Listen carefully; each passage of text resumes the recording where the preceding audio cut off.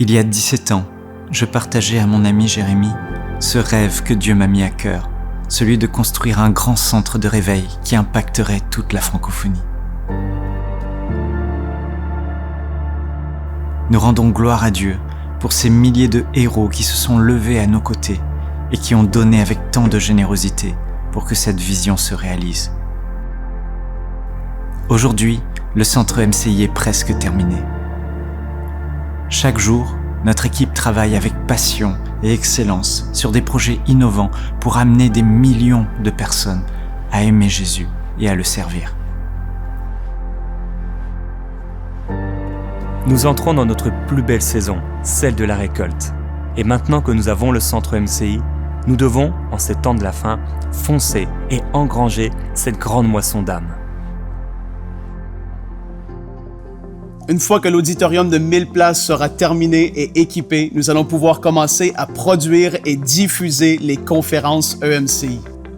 Nous lancerons aussi la production de notre toute nouvelle émission d'adoration live avec public où nous allons vivre des temps forts dans sa présence. Et grâce à votre soutien, l'auditorium sera terminé d'ici quelques semaines. La construction du Studio B est terminée et il ne reste qu'à l'équiper pour commencer notre nouvelle émission d'enseignement, Teach, une super émission quotidienne qui formera de véritables disciples enracinés dans la parole de Dieu. Nous produirons aussi de nouvelles émissions de qualité en partenariat avec différents ministères. Enfin, ce studio servira à filmer les formations de EMCI Academy, sans oublier les commentaires vidéo du tout nouveau projet révolutionnaire développé par EMCI, l'application Ma Bible.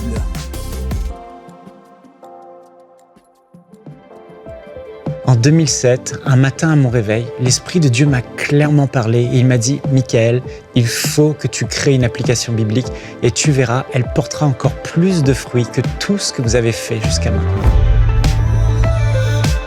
Il y a 2 ans, le Seigneur nous a dit qu'il fallait aller de l'avant avec le projet. Alors, on a fait un pas de foi et Dieu a amené tous les équipiers qu'il nous fallait pour pouvoir développer cette merveilleuse application. Récemment, j'ai eu l'occasion de partager la vision à mon ami Éric Sellerier. Il a tout de suite été super emballé par le projet. Et moi, je suis tellement heureux de pouvoir collaborer avec lui, de pouvoir travailler avec lui sur un projet d'une telle envergure. Je crois que le projet Ma Bible va être explosif. Et il va toucher des millions de gens. Ça, c'est un projet inspiré par Dieu. Et quand Dieu inspire des projets avec sa parole, alors ça peut devenir juste extraordinaire, parce que Dieu veut que sa parole, elle aille dans le monde entier, elle parcourt la terre, elle soit diffusée, elle soit méditée. La Bible est vivante et c'est à travers elle que Dieu nous parle et nous voulons que l'application Ma Bible soit tellement qualitative et à la fois attrayante, à la fois user-friendly que toutes les générations, y compris les jeunes, prennent plaisir à la méditer. Vous savez, beaucoup lisent leur Bible et ne la comprennent pas ou ils la comprennent mal. C'est pourquoi nous avons créé des outils pour aider à bien l'étudier et à comprendre ce que Dieu veut dire à travers sa parole. Par exemple, je peux comparer un verset dans plus de 15 traductions en français, sans compter toutes les autres langues. Je peux aussi en un clic trouver les versets liés à un passage. Je peux aussi lire les commentaires bibliques ou encore découvrir la définition Strong des mots grecs ou hébreux.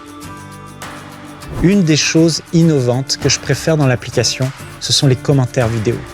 Vous pourrez regarder de courtes vidéos de grande qualité qui ont été enregistrées dans nos studios ou des enseignants de la parole qui sont des références dans leur domaine vous aideront à bien comprendre le passage que vous êtes en train de lire. L'histoire du fils prodigue est claire, limpide. Le Père, c'est l'image de Dieu. Le Fils, c'est toi, c'est moi. Ton Père céleste t'attend les bras ouverts. Avec Ma Bible, vous pouvez aussi personnaliser les passages qui vous ont particulièrement parlé ou qui vous ont touché, comme vous le feriez sur votre Bible papier, mais avec beaucoup plus de possibilités. Vous pouvez surligner, mettre en gras, mettre en couleur, agrandir un verset ou même un seul mot si vous préférez. Et ce qui est génial, c'est que vous pouvez aussi insérer vos propres notes entre les versets et aussi insérer des liens vers des ressources externes. Vous pouvez même ajouter vos réactions avec des emojis et des stickers. Sans oublier toutes les fonctionnalités que vous allez découvrir. Une chose qui nous tient particulièrement à cœur, c'est que les enfants puissent aussi utiliser ma Bible. C'est pourquoi nos équipes ont commencé à enregistrer les plus belles histoires de la Bible racontées en images. Et à la fin de chaque vidéo, il y aura un court message qui pourra parler à leur cœur.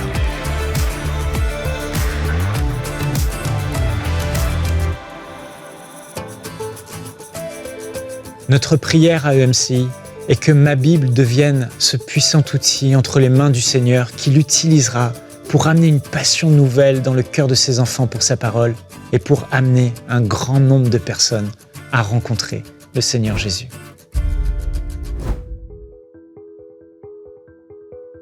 Le projet Ma Bible est déjà développé à plus de 50% et grâce à votre soutien, l'application sortira en 2023.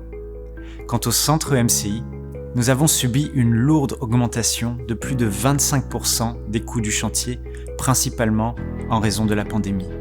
Mais la bonne nouvelle, c'est qu'à ce jour, il ne reste qu'environ 10% du coût global à financer. Aujourd'hui, nous avons besoin que 5000 personnes se lèvent et s'engagent à semer une offrande de 1000 € ou plus pour finaliser le centre EMCI et ses différents projets. Frères et sœurs, je tiens sincèrement à vous remercier pour vos prières et pour votre fidèle soutien depuis tellement d'années. Vous ne pouvez imaginer à quel point vous êtes une bénédiction pour la francophonie et le fait de vous savoir à nos côtés nous encourage chaque jour dans cette mission extraordinaire que Dieu nous a confiée. Je suis convaincu qu'avec la grâce de Dieu, ensemble, nous allons encore une fois y arriver et que tous ces merveilleux projets marqueront notre génération et laisseront un héritage à nos enfants. Donnons premièrement pour que le royaume de Dieu avance, mais dans ces temps difficiles, souvenons-nous aussi de ce que Dieu nous a promis. Celui qui sème abondamment récoltera abondamment. Que Dieu vous bénisse. Semons dès maintenant pour vivre une grande moisson à travers les projets du centre EMCI. Pour faire votre don, rendez-vous sur emcitv.com/5000. Vous pouvez donner en une seule fois ou en plusieurs mensualités.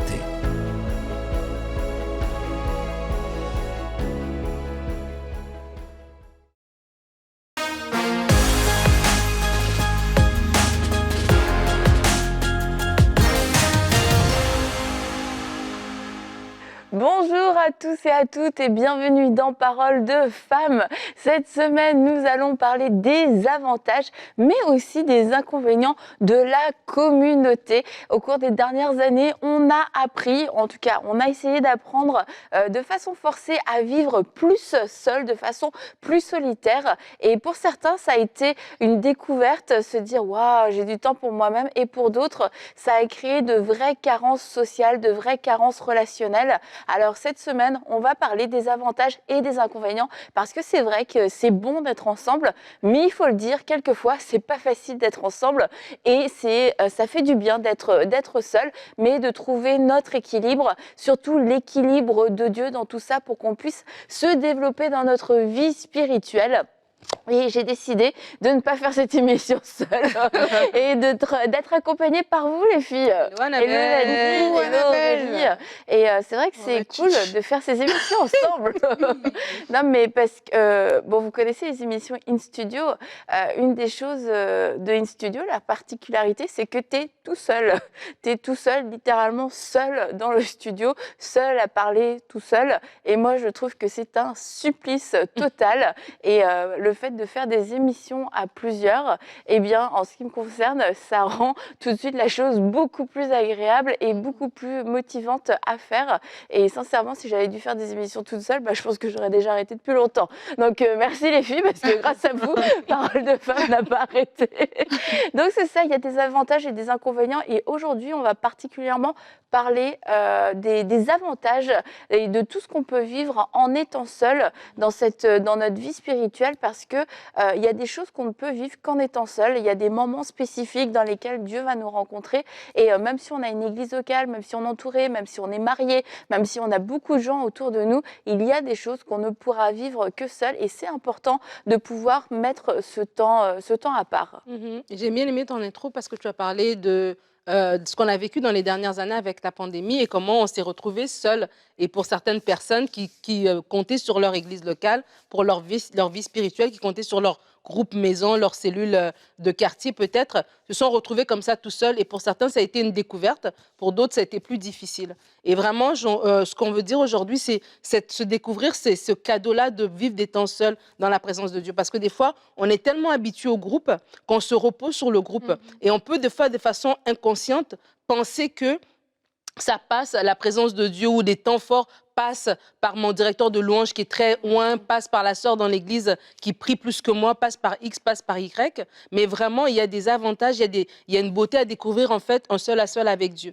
Et ce qui est beau, on parle toujours du Seigneur comme étant notre Père, ben un papa, une maman, un parent, même s'il a plusieurs enfants, connaît chaque enfant de façon individuelle et veut passer du temps individuellement avec chaque enfant, en fait. Et donc, c'est aussi nous, en tant qu'enfants de Dieu, de se dire, oui, j'ai quelque chose à apporter et je peux, non seulement mon papa veut passer du temps avec moi, mais que moi-même aussi, j'ai quelque chose à déverser. Des fois, on a l'impression qu'on ne sait pas prier. On a l'impression que notre prière n'est pas assez forte. On a l'impression peut-être qu'on ne pourra pas vivre des temps glorieux, mais c'est un mensonge, en fait, de l'ennemi qui nous empêche d'aller plus loin avec Dieu. Et ce qu'on est en train de dire aujourd'hui, ce n'est pas de dire abandonnez vos assemblées, non, mais c'est de dire que lorsque vous êtes seul à la maison, vous avez l'occasion de vivre quelque chose. N'attendez pas le dimanche, n'attendez pas la réunion de semaine où vous êtes en groupe pour vivre des choses fortes. Vous tout seul, Jacob tout seul, il a lutté avec l'ange et Dieu a transformé sa vie, a changé son nom. De la même manière aussi, il y a des révélations, il y a des choses fortes qu'on peut vivre dans la présence de Dieu lorsqu'on va tout seul avec lui.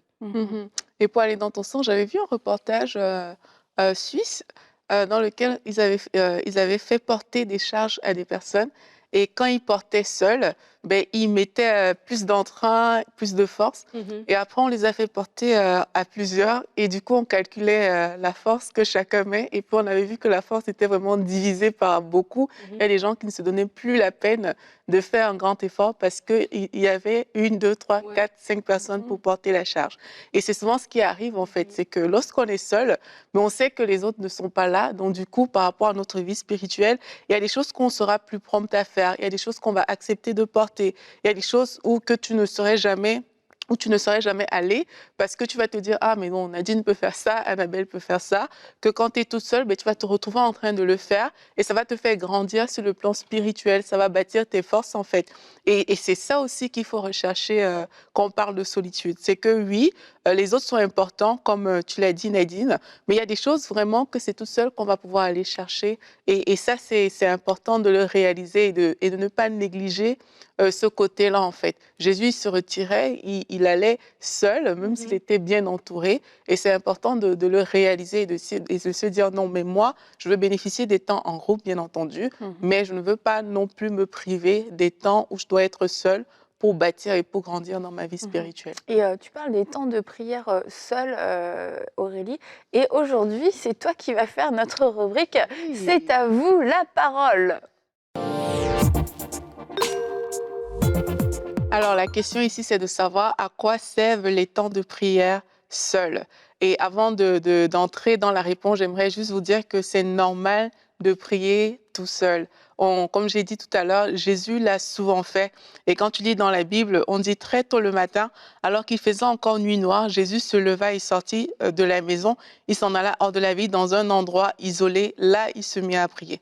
Il est parti dans un endroit isolé. Dans un autre verset, on dit « Il monta sur la montagne pour prier à l'écart, et comme le soir était venu, il était là seul. » Dans un autre encore, Jésus se rendit sur la montagne pour prier et il passa toute la nuit à prier Dieu. Dans un autre, il se retirait dans les déserts et il priait. On sait qu'il a fait 40 jours dans le désert également quand il était baptisé. Donc ça, c'est pour dire quoi? C'est que Jésus, lui, il se retirait souvent tout seul. Ça veut dire que c'est normal d'être seul dans la prière. C'est vraiment normal de se retirer, de se mettre à l'écart pour aller chercher Dieu parce que Jésus est notre modèle. Maintenant, il y a des choses que ça va apporter, il y a des avantages qu'il y aura. Et l'une des choses, je vais te donner plusieurs avantages. Donc le premier avantage, ça va permettre de grandir dans ton intimité. Et ici, ça va t'aider en fait à ouvrir ton cœur à Dieu et à te concentrer sur lui. La Bible nous dit dans Matthieu 6 au verset 6, « Quand tu pries, entre dans ta chambre, ferme la porte et prie ton Père qui est là dans le lieu secret et ton Père qui voit dans le secret te le rendra. En fait, ton regard ici sera sur Dieu. Tu ne seras pas distrait par différentes choses. Et juste avant ce verset même, la Bible dit de ne pas multiplier les vaines paroles pour être vu des hommes. Ça veut dire quoi? Ça veut dire que parfois, quand il y a plusieurs personnes, tu peux tellement être concentré sur eux que tes paroles, tes prières, en fait, c'est pour les toucher eux et au lieu de toucher Dieu directement. Donc, le fait d'être seul dans la prière, comme ça t'élimine des distractions et ça te permet véritablement de te concentrer sur Dieu. Ça va également te donner plus de liberté parce que quelquefois, tu peux avoir peur de te lâcher. Tu peux peut-être être gêné parce que tu pries en groupe avec d'autres personnes. Mais là, en fait, quand tu seras seul avec Dieu, tu n'auras pas peur d'être gauche, tu n'auras pas peur de te tromper, tu n'auras pas peur même de faire des choses que tu n'aurais pas faites tout simplement s'il y avait d'autres personnes. Donc, tu auras vraiment une certaine liberté. Tu pourras parler fort si tu veux parler fort. Tu pourras faire tellement d'autres choses que ce que tu aurais pu faire en groupe. Une troisième chose que ça peut t'apporter également, ça peut te permettre de remporter des victoires comme Jacob et même aussi comme Jésus. Jacob, comme Nadine l'a dit tout à l'heure, Jacob est resté seul toute la nuit et il s'est battu en fait avec l'ange de Dieu et de cette lutte est sorti Israël. Et on sait que sa vie n'a plus jamais été la même. Donc il y a des choses qu'il va falloir comme ça aller chercher tout seul. Ce ne sera pas avec ton pasteur, ce ne sera pas avec d'autres personnes. C'est que tu vas rester dans la présence de Dieu. Les autres peuvent t'encourager, ton pasteur peut te donner des paroles, t'encourager et tout, mais il va falloir que tu restes seul avec Dieu pour remporter certaines victoires. C'est également ce qui s'est passé avec Jésus à Gethsémane. La Bible dit qu'il est allé avec ses disciples là, dans ce jardin-là. Mais à un moment, il s'est éloigné des disciples et il est allé prier tout seul. Et il a commencé à crier à Dieu, s'il est possible que cette coupe s'éloigne de moi. Et la Bible nous dit qu'il a vraiment crié avec des pleurs, des supplications. Et c'est sa sœur qui est devenue du sang et tout. Et à la fin, la Bible nous fait comprendre que là, il a remporté en fait sa victoire sur la mort et c'est comme ça que l'œuvre de la croix a pu avoir lieu. Donc, il y a des victoires que tu vas remporter vraiment parce que tu vas t'isoler dans la présence de Dieu. Un autre avantage, c'est que ça peut te permettre d'entendre Dieu sans distraction. Aller à l'écart pour recevoir vraiment les choses que Dieu a pour ta vie. On voit comment Moïse a reçu des instructions claires sur la montagne alors qu'il était seul avec Dieu. Donc, il y a peut-être des paroles que tu as besoin d'entendre. Ce sont des choses que quand tu vas aller seul dans la présence de Dieu, ben, tu vas pouvoir l'entendre tout simplement. Autre chose également, ça peut t'aider dans ta construction spirituelle. La Bible, en parlant de Paul, c'est Paul dans Galates 1 qui le dit, c'est que dès qu'il a reçu, en fait, quand Dieu l'a touché, alors qu'il était sur ce chemin de Damas, il est tout de suite parti pour l'Arabie quand il a reçu l'appel. Il n'est pas directement allé rester avec les disciples. Il n'a pas plongé dans les activités, on va dire ça comme ça, mais il est parti seul. Et alors qu'il est parti seul, ben, ça a permis à Paul de se construire, de se bâtir avant maintenant de retrouver les autres disciples à Jérusalem. Donc, c'est important aussi de comprendre que pour ta construction spirituelle, tu as besoin d'être temps seul avec le Seigneur. Il va te dire des choses, il va déteindre sur toi, tu vas pouvoir grandir, tu vas te construire comme ça et ça va faire une différence dans ta vie.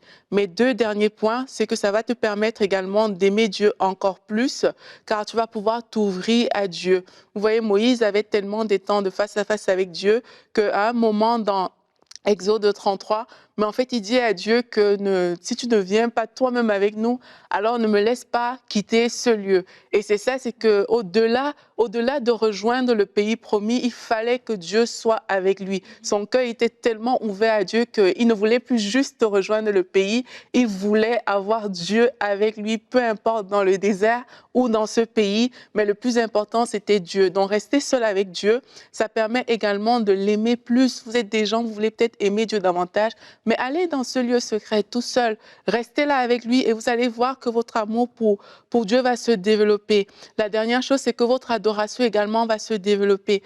Quand on lit les psaumes, on voit comment David, c'est comme il a une relation spéciale avec Dieu. Il y a quelque chose de particulier et ses paroles sont tellement puissantes, mais ce sont des paroles qu'il a écrites alors qu'il était seul avec Dieu. Il a pris le temps de contempler Dieu, de le regarder, de le découvrir, de l'aimer. Et ça a produit les psaumes que beaucoup parmi nous on chante aujourd'hui parce qu'on les trouve très beaux. Donc ça va également te permettre d'adorer Dieu vraiment de tout ton cœur, de le connaître, de l'aimer, de le découvrir. Donc bien entendu, tout ceci n'enlève rien aux avantages de la communauté, mais c'est tellement important de prendre du temps seul et à part avec Dieu. Merci, merci Aurélie. Et c'est vrai que c'est comme dans une relation, le fait d'être toujours en groupe, on peut créer un degré de relation, mais quand on passe des moments seul à seul avec la personne, c'est là où on va plus échanger cœur à cœur, et c'est la même chose avec Dieu. Il y a des choses normalement, en tout cas, que vous ne voudriez pas dire en étant dans un groupe. Et il y a aussi des choses que Dieu ne peut pas nous dire lorsqu'on est dans un groupe, parce que ça fait partie de notre intimité avec lui. Et quelquefois, on peut avoir peur de s'ennuyer quand on va être tout seul avec Dieu. Qu'est-ce que je vais lui dire? Qu'est-ce qu'il va me dire? Et en fait, le fait de penser comme ça, c'est justement un signal qu'on n'a pas passé assez de temps avec lui tout seul et qu'on ne le connaît pas assez pour savoir qu'on ne s'ennuie pas avec Dieu, que Dieu a des choses à nous dire et que même le silence de Dieu parle énormément, et dans le silence, Dieu peut nous transmettre des choses. Et c'est vraiment important de valoriser ces moments-là, parce qu'on peut être dans un extrême ou dans l'autre. Soit je suis toujours avec des gens, soit je suis aussi toujours tout seul.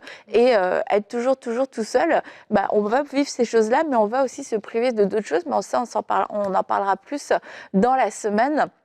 Mais merci beaucoup Aurélie pour nous avoir éclairé sur tout ce qu'on peut vivre et pourquoi c'est important de prendre ce temps seul à seul avec Dieu.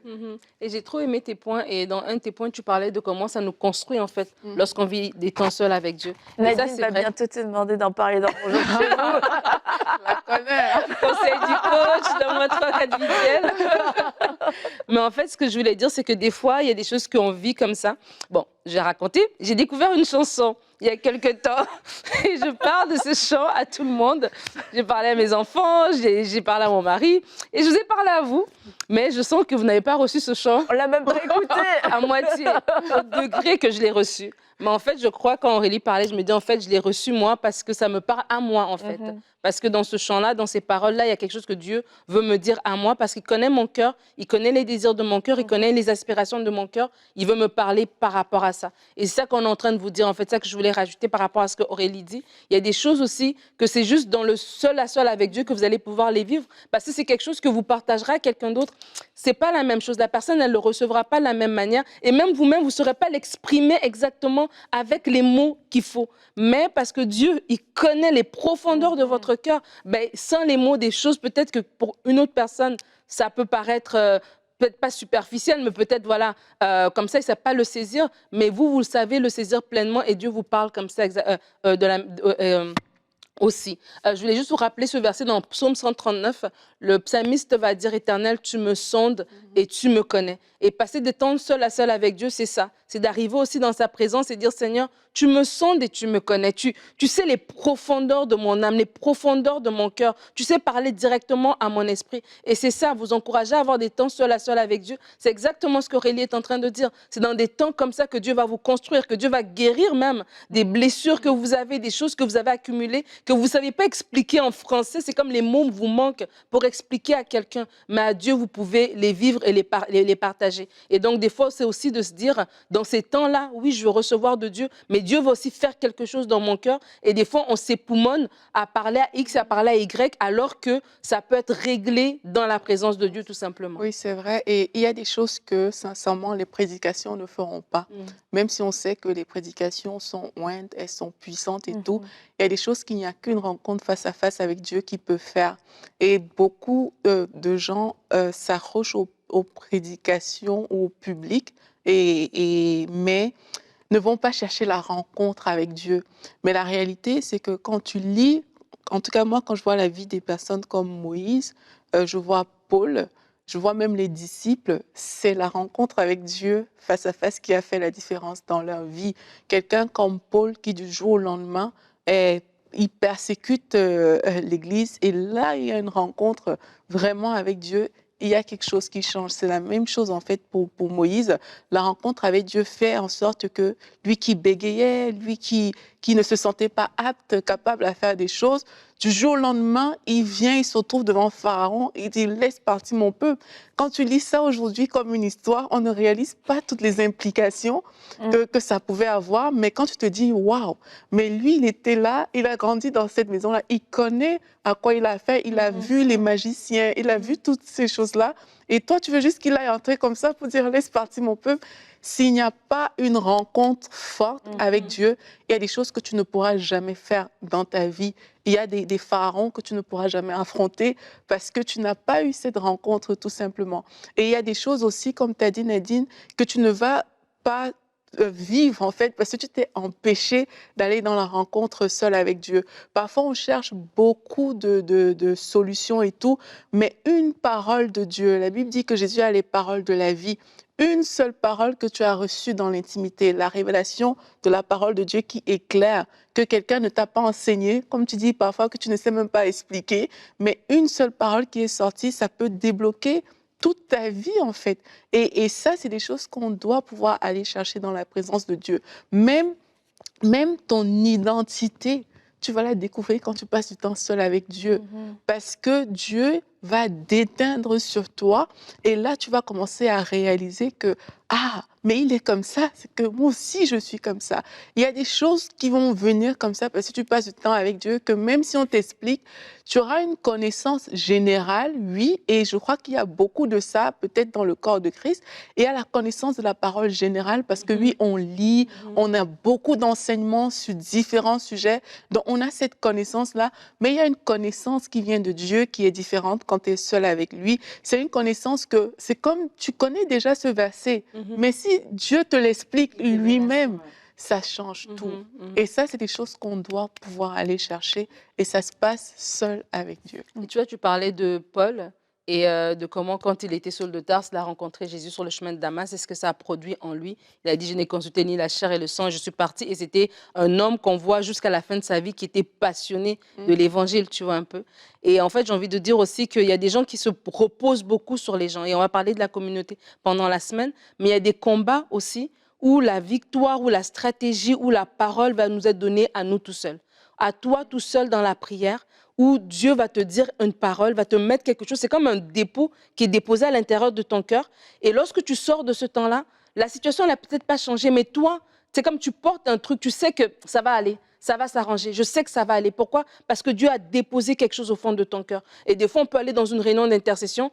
On prie, oui, on est encouragé pendant peut-être la soirée, on se sent bien. Mais le lendemain matin, l'inquiétude revient prendre notre cœur. Et si on retourne encore après ça, on est allé le dimanche, on a levé les mains, on a chanté, on a déclaré. On est même peut-être allé devant, on a tourné, on a fait une petite danse. Mais le mardi, l'inquiétude est revenue. Toi, tu fais pas ça, David? Une petite danse.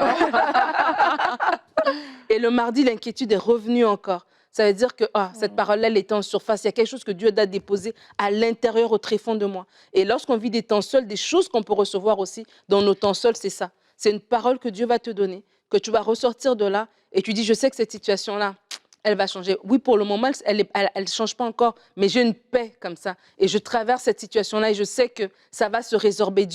Il m'a déjà dit dans le secret et la solution viendra. Et ça, c'est vraiment un truc que j'encourage beaucoup les gens. Des fois, par rapport à des situations, peut-être tu es dans un cas de maladie, peut-être tu es dans une difficulté relationnelle, peut-être tu passes par des difficultés dans ton couple ou avec un de tes enfants. Va dans la présence de Dieu. Que le Seigneur vienne lui-même te rencontrer face à face. Et lorsqu'il vient te rencontrer face à face, et lorsqu'il dépose cette parole-là à l'intérieur de toi, je t'assure, tu es différente. Tu es vraiment différente. Tu sors de ce temps-là, tu n'es plus la même. Et tu peux retourner dans ce lit, de cette chambre d'hôpital. Tu peux retourner dans cette rencontre avec un spécialiste. Tu peux retourner même dans la cuisine avec ton mari, qui est bizarre. Mais tu sais que... j'ai reçu une parole et je sais que la situation va changer. Vraiment, c'est un encouragement pour vous. Allez dans la présence de Dieu, vous tout seul. Si vous vous reconnaissez comme étant quelqu'un qui dépend beaucoup des autres. Il y a des personnes qui, naturellement, savent aller prier pour elles-mêmes. Elles savent être comme indépendantes, entre guillemets. Puis il y a d'autres personnes qui se reposent beaucoup sur les gens. Et si vous vous rendez compte que vous vous reposez au point où vous avez l'impression que Dieu doit passer par des intermédiaires pour arriver jusqu'à vous, je vous encourage aujourd'hui à aller dans la présence de Dieu. Le seul intermédiaire, c'est Jésus. C'est lui le chemin, la vérité et la vie. C'est lui le seul intermédiaire entre Dieu et nous. Et vraiment, qu'aujourd'hui, vous puissiez prendre cette décision. Et votre prière n'est pas trop petite. Vos mots ne sont pas vides. Les mots que vous avez, c'est les mots que votre Père Céleste veut entendre. Et on va prier pour vous si vous le voulez bien. Seigneur, je viens te recommander ces personnes. Alors qu'on parle de l'importance de prendre des temps seuls dans ta présence, alors qu'on parle des cadeaux, des dépôts qui se produisent lorsque nous sommes tout seuls avec toi, Seigneur, je prie pour quelqu'un qui est comme un Jacob, qui doit prendre du temps seul avec toi, parce que tu dois changer sa vie, parce que tu dois changer son nom, parce que tu dois changer sa destinée, parce que tu avais des projets que tu avais déjà prévus pour lui, parce que tu avais des paroles, des promesses que tu avais déjà déclarées dans sa vie, alors que des décisions ont été prises, alors que des temps difficiles sont arrivés et semblent avoir volé cette promesse, semblent avoir court-circuité cette promesse. Seigneur, je prie maintenant, alors que cette personne se reconnaît, elle va dans ta présence, tu viens le rassurer, tu viens lui donner cette révélation de qui tu es, cette révélation que la promesse que tu as donnée n'est pas annulée, que ce que tu as promis, tu l'accomplis, que tu es le Dieu qui est fidèle et juste. Merci Seigneur, parce qu'alors qu'elle va dans ta présence, alors qu'il va dans ta présence, il sort de là rempli avec une nouvelle parole. Merci parce que tu mets en lui un dépôt que personne ne peut enlever, un dépôt que les inquiétudes ne peuvent pas enlever, un dépôt que l'ennemi ne peut pas arracher. Merci pour ce dépôt que tu mets à l'intérieur de lui, cette parole cette parole que tu mets à l'intérieur de lui, cette parole d'espoir, d'espérance, cette parole de vie qui va le porter alors qu'il marche dans cette saison de sa vie, cette parole le porte pour pouvoir la traverser. Oui Seigneur, nous voulons être des chrétiens forts, des chrétiens solides, des chrétiens profonds. Merci Seigneur parce que maintenant, mon frère et ma sœur prend aussi la décision de ne pas juste vivre du contenu qu'il peut trouver sur Internet, ne pas juste vivre du contenu des révélations des autres, mais lui aujourd'hui prend la décision aussi de rentrer dans une nouvelle sphère d'intimité avec toi pour ta gloire. Que toute la gloire te revienne, Seigneur. Amen. Amen, amen. Et que vous puissiez vivre cette rencontre avec votre Dieu, ce face-à-face, ce cœur à cœur qui va vous transformer, qui va vous bouleverser, qui fait que vos yeux vont s'ouvrir, que l'esprit de foi va se manifester et que vous allez voir les choses changer de façon radicale et que vous allez voir les situations commencer à s'aplanir, les montagnes s'aplanir devant vous parce que vous aurez rencontré celui qui change les choses, celui qui est au contrôle, celui qui est bon, celui qui amène la faveur dans vos vies. Et pour terminer cette émission, je veux remercier toutes les personnes qui se sont déjà engagées avec nous dans cette grande aventure des 5000 semeurs. Merci à vous tous d'avoir cru et certains, vous êtes passés par le lieu secret. Vous avez passé du temps seul à seul avec Dieu et Dieu vous a mis à cœur d'aller semer, de pouvoir participer. Et c'est quelque chose que Dieu n'aurait peut-être pas pu vous communiquer si vous n'aviez pas eu cet échange avec lui, si vous n'aviez pas pris le temps de pouvoir l'écouter. Alors on vous remercie d'avoir pris le temps d'aller voir le Seigneur et puis aussi d'avoir obéi à ce que lui vous avait dit. Et si vous voulez faire partie des 5000 semeurs, si vous aussi vous voulez semer, vous pouvez vous rendre à l'adresse qui s'indique juste maintenant. Et puis on vous remercie pour votre soutien, votre générosité, votre fidélité. Vous êtes vraiment incroyables et nous vous aimons de tout notre cœur. On se dit à demain pour une prochaine émission de Paroles de Femmes.